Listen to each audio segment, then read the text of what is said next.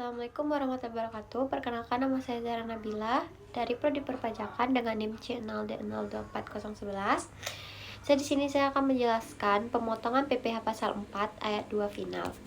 Pengertian PPh pasal 4 ayat 2 adalah pajak yang dikenakan atas jenis penghasilan tertentu dan bersifat final. Artinya, pembayaran pajak ini sudah selesai dan tidak dapat dikreditkan dengan PPh terutang pada SPT tahunan.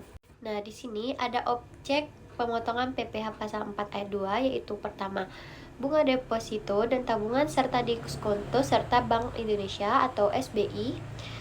Yang kedua ada bunga obligasi dan surat utang negara atas SUEN.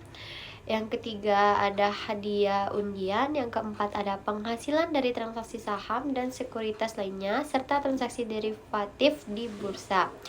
Selanjutnya ada penghasilan dari pengalihan hak atas tanah dan bangunan termasuk real estate. Yang selanjutnya ada penghasilan dan persewaan tanah dan bangunan. Selanjutnya ada penghasilan dari usaha jasa konstruksi termasuk konsultasi perencanaan, pelaksanaan, dan pengawasan pekerjaan konstruksi. Yang terakhir ada dividen yang diterima oleh wajib pajak orang pribadi dalam negeri. Lanjut, di sini ada pihak yang melakukan pemotongan. Pihak yang dilakukan oleh pihak yang pemberi penghasilan atau pihak yang lain yang ditunjuk jika pihak tersebut merupakan pemotongan pajak. Yang pertama ada pihak pemberian penghasilan, badan pemerintah, subjek pajak dalam negeri, penyelenggaraan kegiatan, bentuk usaha tetap atau BUMT, perwakilan perusahaan luar negeri lainnya, dan kerjasama operasi atau KSO. Yang kedua ada penyetoran sendiri. Jika pemberian penghasilan penggunaan jasa atau penyewa bukan termasuk pemotongan pajak yang ditunjuk, maka pihak penerima penghasilan atau penyediaan jasa yang menyewakan wajib menyetor sendiri PPh final tersebut. Baiklah, lanjut di sini kita masuk ke tarif pemotongan PPh pasal 4 ayat 2. Yang pertama ada bunga deposito atau tabungan, jasa giro, diskonto, SBI itu dikenakan 20%. Yang kedua, bunga simpanan koperasi untuk anggota OP di atas 240.000 itu dibagi 10%. Bunga diskonto obligasi seperti wajib pajak, DN atau BUMT itu kena 15%.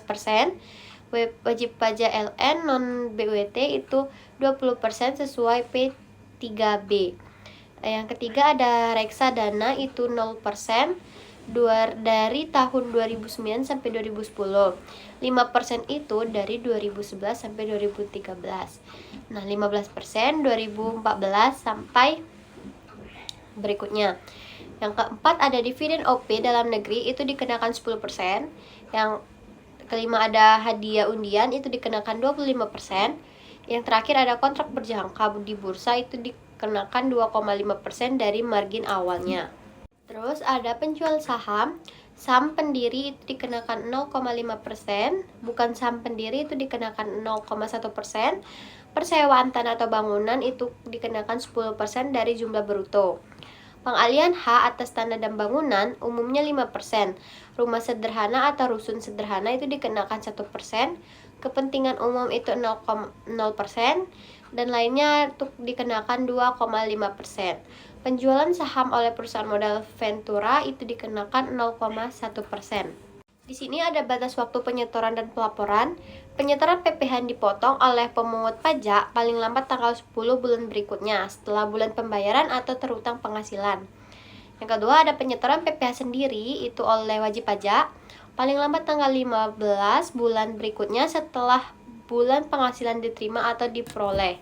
Di sini ada contoh perhitungannya. PTX menyelenggarakan penarikan hadiah undian atas kupon-kupon yang telah dikirimkan oleh para pelanggan dengan hadiah senilai 100 juta. Dalam penarikan undian tersebut, nama Bapak Adi muncul sebagai pemenang. Hadiah undian bagaimana penghitung pajak penghasilan PPh pasal 4 ayat 2 atas hadiah undian yang harus dipotong oleh PTX. Di sini penyesalannya tadi ada tarifnya itu kalau hadiah undian itu dikenakan 25%.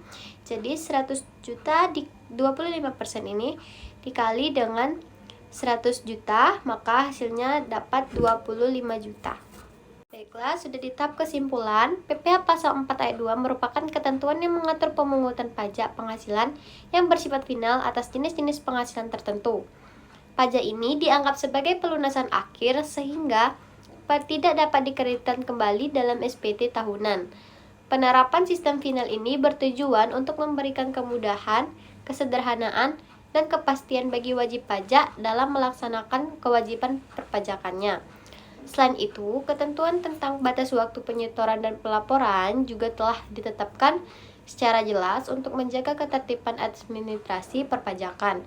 Dengan demikian, keberadaan PPh Pasal 4 Ayat 2 tidak hanya memberikan kemudahan bagi wajib pajak, tetapi juga berperan penting dalam meningkatkan penerimaan negara dari sektor pajak yang mudah dipungut dan diawasi. Sekian, terima kasih atas penjelasan saya.